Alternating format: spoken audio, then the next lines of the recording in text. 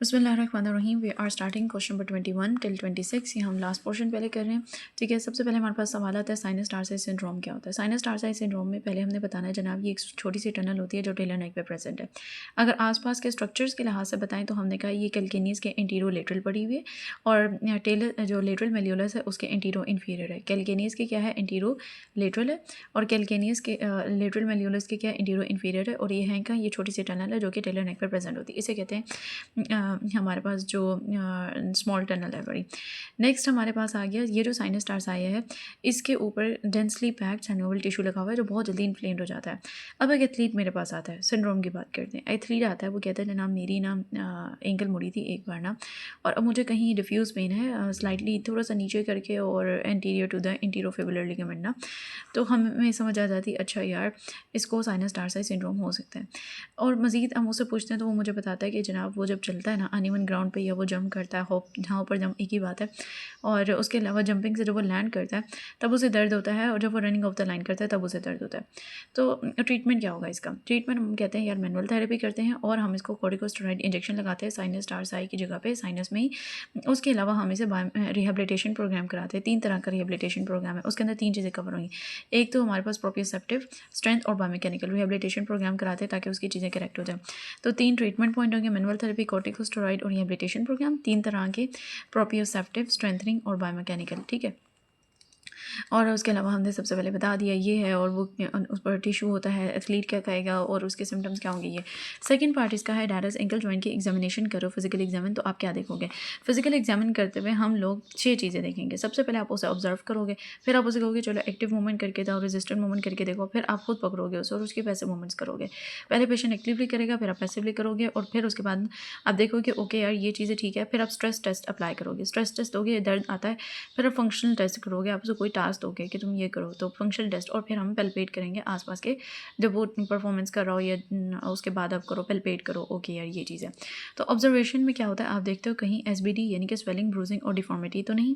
ठीक है, सब डॉक्टर हैं, ऑब्जर्व करते हुए सब लोग डॉक्टर बन जाते हैं। तो एस से क्या है, सबसे एस से स्वेलिंग है, बी से ब्रूजिंग है, डी से डिफॉर्मेशन है, अल्टरनेशन एंड वेट बेरिंग तो नहीं। एक्टिव रेजिस्टेंट मूवमेंट आप देखोगे, ठीक है, जो बंदा खुद कर पा रहा है उसकी रेंज ऑफ मोशन हमारे पास क्या है, ठीक है, और कितनी क्वांटिटी की है, और उसका लोकेशन ऑफ पेन कहाँ आ रहा है।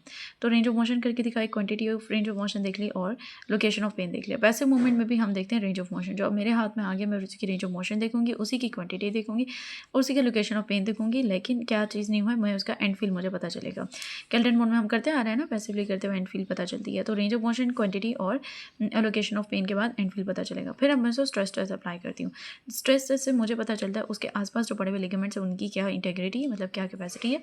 दूसरा ये कि जो अमाउंट ऑफ रेंज मोशन और पेन है बड़ा, वो किस तरह से है बड़ा। तो इसमें भी रेंज ऑफ मोशन और पेन पता चल गया, रेंज ऑफ मोशन पेन है ना, यहाँ भी रेंज ऑफ मोशन पेन पता चल गया, उसके अब अमाउंट पता चल गई। फंक्शनल टेस्ट करूँगी जिसमें मैं एबिलिटी देखूँगी कि यार एंकल की एबिलिटी क्या है कोप करने के लिए डिफरेंट टास्क को परफॉर्म करते हुए, जैसे वॉक करते हुए, रन करते हुए, चेंजिंग डायरेक्शन करते हुए, जंप हॉप करते हुए।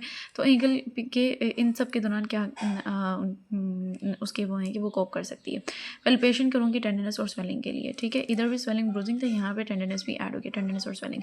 तो 6 चीज़ें देखनी होती है जनाब। सबसे पहले जाओ उसके पास जाओगे, ऑब्जर्व करोगे, उसे एक्टिव रेजिस्टेड कराओगे, फिर आप उसे पैसिव कराओगे, पैसिव के बाद उस पर स्ट्रेस टेस्ट कराओगे, फिर फंक्शनल कराओगे, और फिर पेल्पेट करोगे। ऑब्जर्व के अंदर हमने सब डॉक्टर देखा था, एस से स्वेलिंग देखा था, बी से ब्रूजिंग देखा था, और डी से हमने डिफॉर्मिटीज़ देखा था, और अल्टरनेशन इन वेट बेरिंग देखा। एक्टिव फॉर मूवमेंट में हमने उसकी range of motion, location of pain और क्वांटिटी देखी थी। वैसे में भी हमने उसकी रेंज ऑफ मोशन, क्वांटिटी और लोकेशन ऑफ पेन के अलावा एंड फील देखी थी। स्ट्रेस टेस्ट में हमने क्या किया, हमने देखा ओके लिगामेंट्स की इंटेग्रिटी क्या है, क्या खास रेंज ऑफ मोशन और पेन किस तरह से है। फंक्शनल टेस्ट में हमने उसे टास्क दे दिया, रन करते हुए, चेंज इन डायरेक्शन, वॉक करते हुए, कि इस दौरान एंकल उसको कैसे कॉप करती है। पेल्पेट करते हुए टेंडेंस और स्वेलिंग पता चल जाएगी। तो ये हमारे पास जो ये वाला सवाल है दैट इज डन। अब हम नेक्स्ट पे मूव करते हैं। So let's cut this question. Next हमारे पास आता है क्वेश्चन नंबर 22। क्वेश्चन नंबर 22 में हमें इसने बताया हुआ जनाब आपको क्या हुआ, डायरेक्ट कोलिजन हुई है नी की, फुटबॉल खेलते हुए सडन पॉपिंग सेंसेशन उसको नी में फील हुई है, जिसके बाद उससे उसको पेन, स्वेलिंग और रेंज ऑफ मोशन उसकी लॉस हो गई है। तो आपने we made him to give away with weight bearing activities. ठीक है, अब डायग्नोसिस क्या है, जब आपका गिव अवे आ रहा है, ठीक है, जो most commonly direct collision of नी से डैमेज होता है और सडन पॉपिंग साउंड आती है, कोई ना कोई हमारा लिगामेंट इंजर हुआ, और इस केस में हमारे पास जो लिगामेंट इंजर हुआ है that is ACL injury. Physical examination ACL के लिए क्या होता है, लैकमैन टेस्ट होता है। लैकमैन टेस्ट होता है, आप ना उसको थोड़ा सा ऐसे थोड़ा सा हल्का सा अबडक्ट करते हो और थोड़ा सा रेज करते हो, यहाँ से आप उसे ग्रैब कर लेते हो, यहाँ से ग्रैब कर लेते हो, ठीक है, और आप क्या करते हो, उसे ऊपर की तरफ शिफ्ट करते हो, यानी टिबिया को फीमर आपने कर ली, इसे स्टैग्नेंट रख लिया, ठीक है, फीमर को स्टैग्नेंट रख लिया, और इसके ऊपर आप टिबिया को खींचते हो ऊपर की तरफ। जैसे टिबिया ऊपर की तरफ करते हो तो आपको एक गिव अवे मिलता है कि यार जब आपका ACL डैमेज होता है ना तो आसानी से ऊपर आ जाता है, तो ये लैकमैन टेस्ट पॉजिटिव हो जाता है। इस तरह एंटीरियर ड्रॉ टेस्ट ये होता है, आपको पता है कि आप यूँ पाँव पे यूँ करके बैठ जाओ, इसको ये लेटा ही होगा, ठीक है, यहाँ बैठ गए और आपने ना इसी तरीके से इसको आगे पुल किया दोनों हाथों से इसको, तो ये जनाब आगे आ रही है। तो इंटीरियर ड्रॉ टेस्ट ये होता है। पिवट शिफ्ट टेस्ट में हम क्या करते हैं, हम टिबिया को और फीमर के ऊपर ना यूँ पिवट कराते हैं, ठीक है, पिवट करा के हम उसको चेक करते हैं, तब भी हमें इस तरह से वो ढीला सा होता है, लेग्जिटी होती है, पॉजिटिव हो जाता है। पोस्टीरियर ड्रॉ टेस्ट में पीछे ले जाते हो, PCL को चेक करते हो, वेल्गस और वेरस टेस्ट देते हो, ठीक है, वेल्गस वेरस पोजीशन बना के हम टेस्ट देते हैं। तो हमारे पास टेस्ट क्या थे, anterior drawer test, posterior drawer test, ठीक है, लैकमैन, पिवट और वेल्गस वेरस स्ट्रेस टेस्ट। एक हमारे पास स्ट्रेस टेस्ट है, एक हमारे पास शिफ्ट टेस्ट है। पिवट शिफ्ट है और वेल्गस वेरस स्ट्रेस टेस्ट है, और उसके अलावा लैकमैन टेस्ट है, उसके अलावा इंटीरियर पोस्टीरियर ड्रॉ टेस्ट है। फिजियोथेरेपी इंटरवेंशन क्या पूछी हुई है, हमारे पास आपको पता है 3 फेजेज होते हैं। हमारे पास सबसे पहला जो फेज़ होता है डैट इज़ हमारे पास अर्ली फेज़ होता है, फिर इंटरमीडिएट फेज़ होता है, फिर रिटर्न टू स्पॉट फेज़ होता है। पहला 2 हफ्तों तक के लिए, फिर 2 से 6 हफ्तों तक के लिए, फिर महीनों की बात है, 3 से 6 महीने की बात है। 2 हफ्ते, 2 से 6 हफ्ते और 3 से 6 महीने अर्ली, इंटरमीडिएट और रिटर्न टू स्पॉट फेज़ होता है, ठीक है। अर्ली फेज़ की हम पहले बात करते हैं। अर्ली फेज़ के अंदर हमारे पास 4 गोल्स हैं बड़े। 4 गोल्स में सबसे पहले ये है, जो उसका दर्द और स्वेलिंग है उसे जितनी हद तक कम किया जाए, उसकी जो हीलिंग हो रही है उसको प्रोटेक्ट किया जाए, उसकी restore passive range of motion, passively उसकी रेंज ऑफ मोशन को कुछ ना कुछ रिस्टोर किया जाए और उसके कॉर्ड्स को एक्टिव किया जाए। इस दौरान सबसे पहले आप उसे जो राइस मैकेनिज्म है ना उसमें आप क्या करते हो, उसे क्रायो अप्लाई करते हो। उसके अलावा उसकी रेंज ऑफ मोशन आपने ठीक करनी, तो रेंज ऑफ मोशन एक्सरसाइजेस करते हो, ठीक है। कॉर्ड्स को एक्टिवेट करना है तो कॉर्डिसेप एक्टिवेशन के लिए जो सेटिंग कराते हो, कॉर्डिसेप एक्टिवेशन, कॉर्डिसेप सेटिंग एक्सरसाइजेस जो कि आइसोमेट्रिक से स्टार्ट करते हो और पटेला को मोबिलाइज करते हो, ठीक हो गया। नेक्स्ट इंटरमीडिएट आता है जिसमें आप अब उसकी जो रेंज ऑफ मोशन आपने रिस्टोर किया है उसको मजीद बढ़ाते हो, उसकी जो कॉर्ड्स का एक्टिवेट किया है उसकी मसल स्ट्रेंथ की तरफ ले जाते हो और इन्हांस करते हो उसका न्यूरोमस्कुलर कंट्रोल, तो न्यूरोमस्कुलर कंट्रोल को बेहतर करते हो और वेट बेयरिंग की तरफ ले जाते हो, गेट मोबिलाइजेशन को प्रमोट करते हो।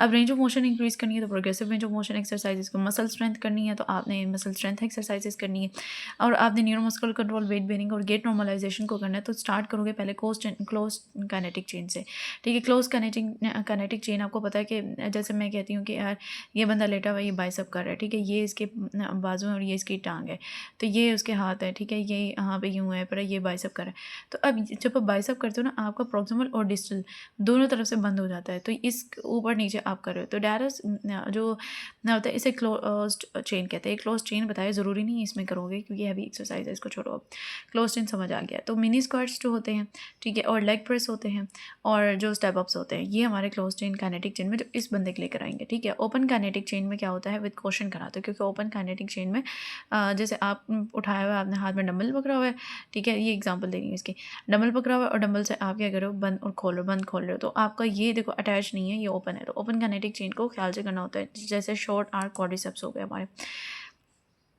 गेट ट्रेनिंग करानी और बैलेंस और प्रोप्रियोसेप्शन करानी। जब गेट कराना है तो गेट ट्रेनिंग कराओगे, ठीक है, और गेट के दौरान बैलेंस चाहिए होता है, बैलेंस और प्रोप्रियोसेप्शन कराओगे। क्लोज चेन, ओपन चेन कराओगे, स्ट्रेंथनिंग कराओगे, रेंज ऑफ मोशन कराओगे। रेंज ऑफ मोशन बढ़ानी थी तो रेंज ऑफ मोशन, स्ट्रेंथनिंग करानी थी स्ट्रेंथनिंग, तो 2 तरह की क्लोज चेन ओपन चेन करोगे, ओपन चेन ख्याल से करोगे। उसके अलावा गेट को ठीक करना था तो गेट, और गेट के दौरान बैलेंस और प्रोप्रियोसेप्शन का ख्याल रखा जाता है। रिटर्न टू स्पोर्ट में क्या करते हैं, रिटर्न टू स्पोर्ट के अंदर हम लोग क्या करते हैं, एक्टिवेट करते हैं ऑप्टिमल स्ट्रेंथ, पावर और इंड्योरेंस को। अब आपने वो जो सारी हमारी मसल्स की चीज़ें हैं, पावर ले आओ, स्ट्रेंथ ले आओ, इंड्योरेंस ले आओ, अब आप उसको यहाँ पे पकड़ के ले आओ रिटर्न टू स्पोर्ट में, क्योंकि तीनों चीज़ें चाहिए।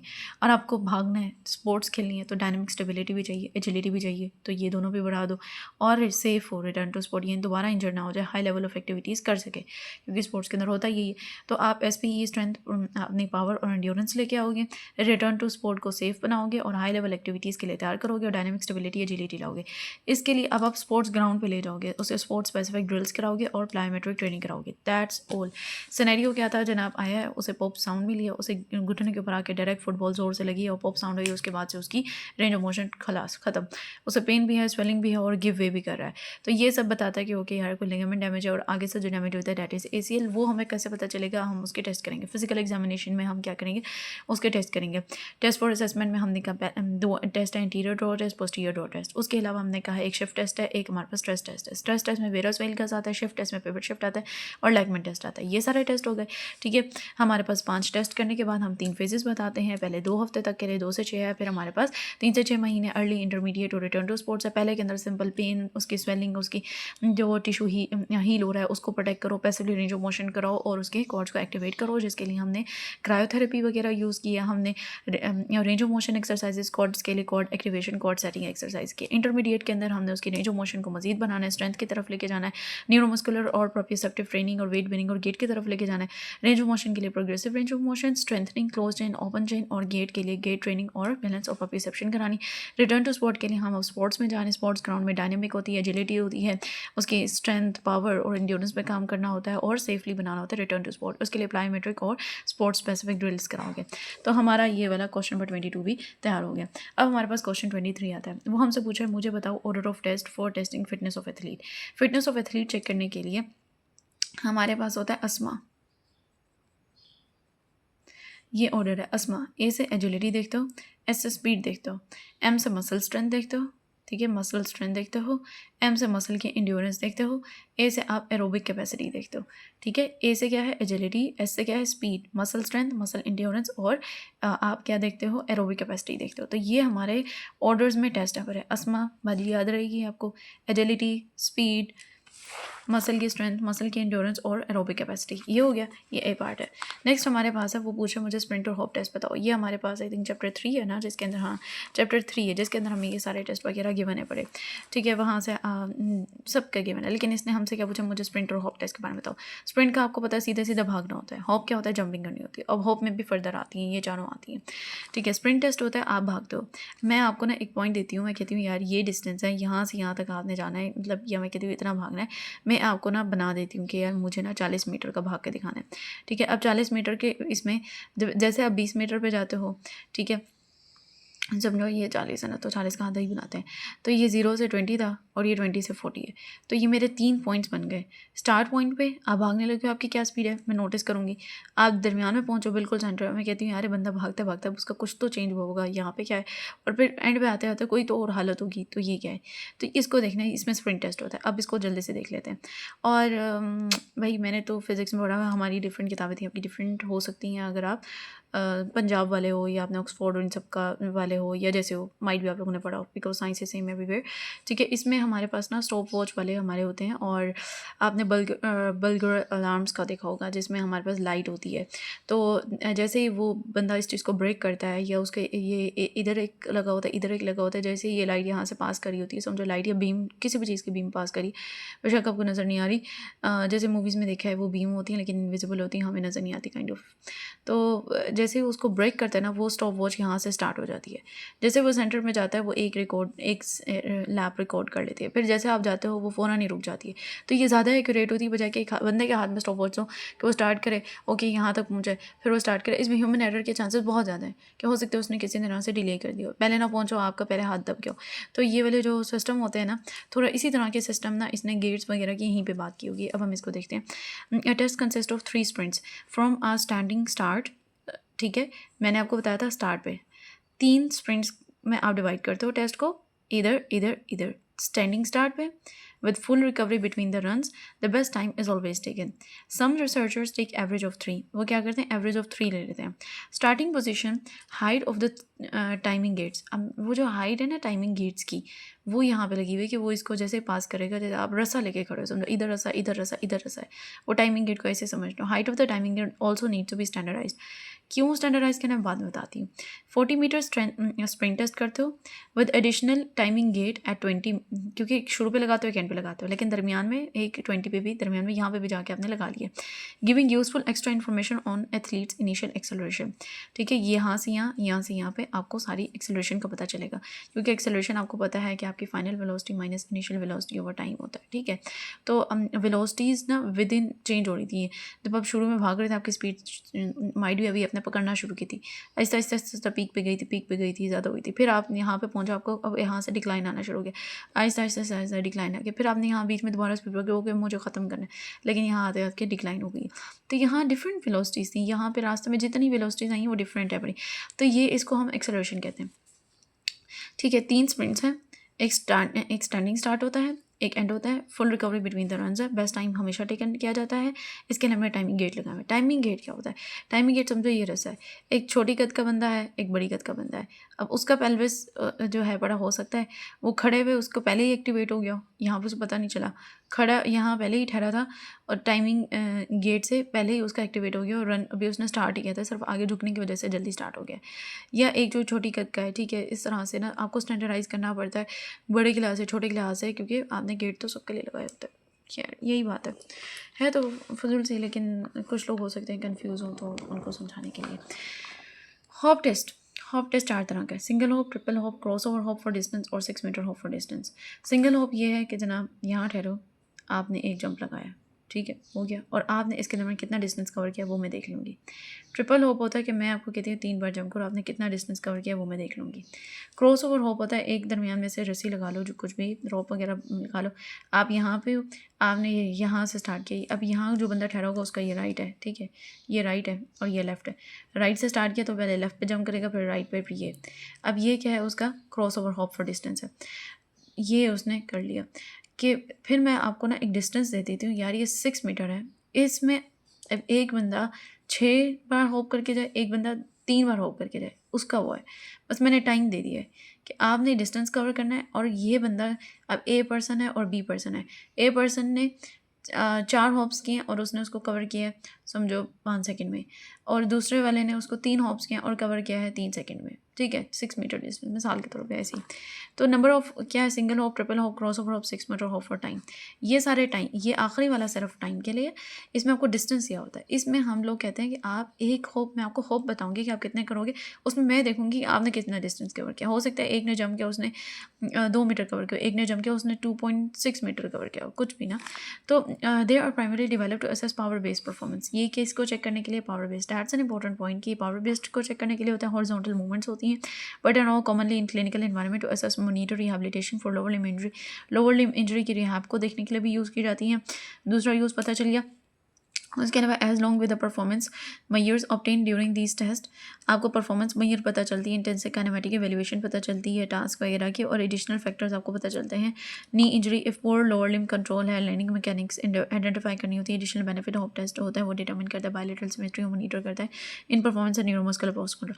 अच्छा, इसने इसमें कुछ भी नहीं बताया इसके रिलेटेड, लेकिन मैंने आपको बता दिया होगी डायग्राम के लिहाज से वो जो चीज़ें लिखी हुई, single hop, triple hop, cross over hop और 6 मीटर हॉप फॉर डिस्टेंस हो गया। इसने बताया जनाब इसमें पावर चेक करने के लिए यूज़ होता है। उसके अलावा आजकल ये हमारी उसमें यूज़ होता है, परफॉर्मेंस मेजर करने में यूज़ होता है, जिसमें हम उनकी एजिलिटी, एबिलिटी, बायलैटरल सिमेट्री और उसकी लैंडिंग वगैरह इन सबको चेक करने के लिए यूज़ करते हैं, न्यूरोमस्कुलर कंट्रोल वगैरह। तो इस तरह की थोड़ी बहुत कहानियाँ हम भी लिख देंगे। तो ये हमारा हो गया।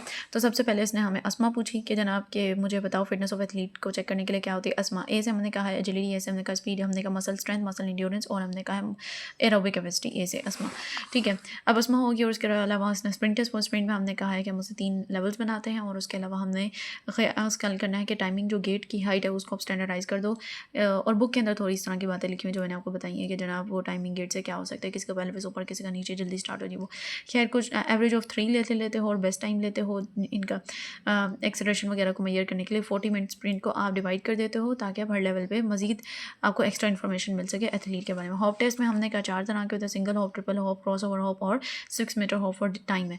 ये बाकी सारे फॉर डिस्टेंस है, ये टाइम का बस ये यूनिक बात है। और उसके अलावा हमने कहा ये पावर बेस्ड परफॉर्मेंस को चेक करने के लिए होता है, क्लिनिकल एनवायरनमेंट्स में यूज़ होता है ताकि रिहैबिलिटेशन ऑफ लोअर इंजरी को चेक किया जा सके। उसके अलावा एडिशनल ये नी की इंजरी को चेक करने के लिए, लैंडिंग मैकेनिज्म को चेक करने के लिए, लोअर लिम्ब कंट्रोल के लिए, बायलैटरल सिमेट्री को चेक करने के लिए, और न्यूरोमस्कुलर कंट्रोल पोस्ट इंजरी को चेक करने के लिए यूज़ होता है। तो खैर ये भी हमारा क्वेश्चन नंबर 23 भी डन हो गया। अब 24 देखते हैं। 24 के अंदर हमारे पास है कि मुझे बताओ कि वाइटल रोल थेरेपिस्ट का क्या है in preventing in treating injuries to skeletal muscle, you should always consider for muscle healing and rehabilitation. तो वाइटल रोल क्या है हमारे उसका रिहैबिलिटेशन के अंदर स्केलेटल मसल को इंजरीज को ट्रीट करने में। तो रिहैबिलिटेशन क्या भाई क्यों ज़रूरी है?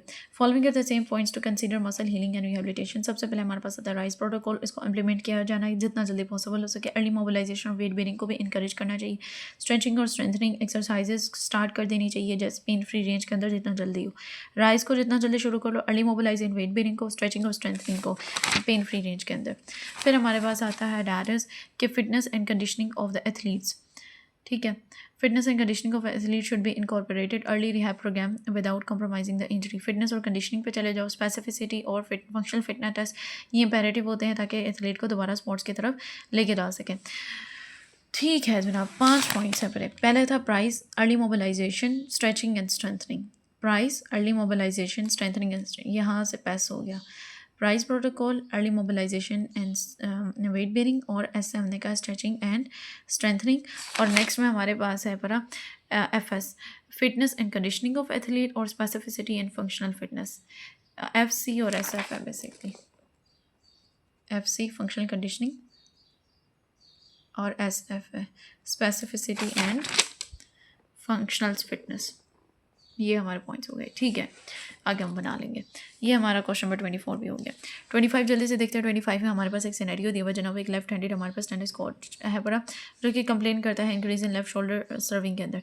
कोच है जब वो सर्व कराता है उसको अपने लेफ्ट बाजू में दर्द होता है, anterior superior respective glenohumeral joint के ऊपर। इंटेंसिटी जो है वो कंटिन्यू उसका दर्द बढ़ जाता है जैसे वो ओवरहेड मूव करता जाता है। रिसेंटली उसको ओवरहेड एक्टिविटीज़ में बहुत ज़्यादा दर्द हो गया है। रेजिस्टेड टेस्ट ने पेन को मज़ीद बढ़ाया ऑन एम्प्टी कैन पे। तो एम्प्टी कैन पे आपकी मसल जो इन्वॉल्व होता है उसको माइंड में रखो। फुल कैन टेस्ट पे पहले सेट हो गया, पेन रेंजेस उसकी नॉर्मल है लेकिन एक्सरे नेविगेशन भी नॉर्मल है। ट्रीटमेंट डायग्नोसिस क्या है? क्योंकि सिर्फ ओवरहेड में आता है तो ओवरहेड में हम ये कह सकते हैं कि यार इसकी जो कोई जगह है ना वो कंप्रेस हो रही है। तो लेट्स सी डायग्नोसिस क्या, इम्पेजमेंट सिंड्रोम, सबएक्रोमियल इम्पेजमेंट सिंड्रोम हो गया। Very good. ट्रीटमेंट क्या है? 3 फेजेस होते हैं, 1 2 3 वही फेजेस होते हैं। पहले ये कि पेशेंट को आप एजुकेट करो हर उसमें ना, पहले पेशेंट एजुकेट। थेरा की बुक थी ना वो उसी को माइंड में रखो।